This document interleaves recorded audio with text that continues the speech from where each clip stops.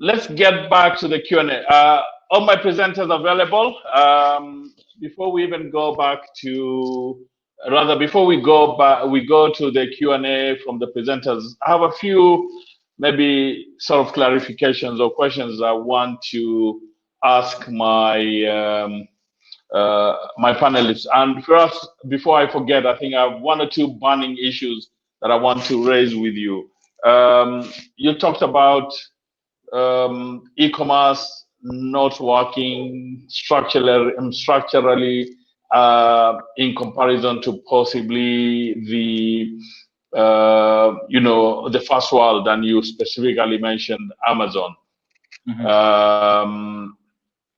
I think the issue is we know that e-commerce across the world works differently. Alibaba has worked pretty differently from from Amazon. But if we focus on Africa, there's some very interesting. I wouldn't say e-commerce. I would probably say omni-channel players that are quietly and successfully doing business. Would you say that the mix of brick and mortar and digital channels probably works best in Africa? That's one question. The other one is the issue around trust. So in Kenya, for example, people, we are seeing more and more people say, we'll pay when you deliver. So is there an opportunity for players to listen to the market? You know, not everything that works in Silicon Valley works in Africa. What's your opinion on that? 100% agree. Not everything that works in Silicon Valley works in Africa. In fact, I think Silicon Valley is not even a great model, particularly on the venture side, on the startup side for Africa.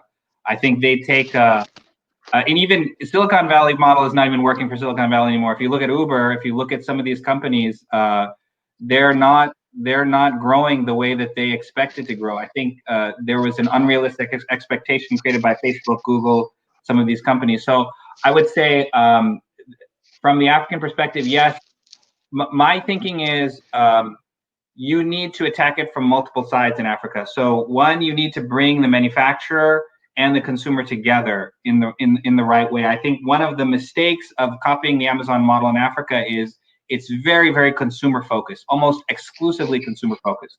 I think you need to you have to bring the manufacturer into that network, and you need to explain to him why is it important for him to know his customer better. Why is it important for him to be responsive to the customer, and what's the benefit to him? And I think Alibaba has done that a lot better than Amazon has. And that's the model I think that's more applicable to Africa, particularly when the ecosystem is so fractured. But in general, I would say, yeah, you're completely right. And there's a question here, maybe I can just answer it very quickly. 80% of revenue for MNO wallets from cash out, that's in Tanzania. That's not necessarily in other parts of East Africa, but at least that's revenue for MNO Pesa wallets. Not the entire MNO company, but Pesa wallets. Yeah. So, I mean, in Kenya, that's a whole different conversation, but we'll come back to that later.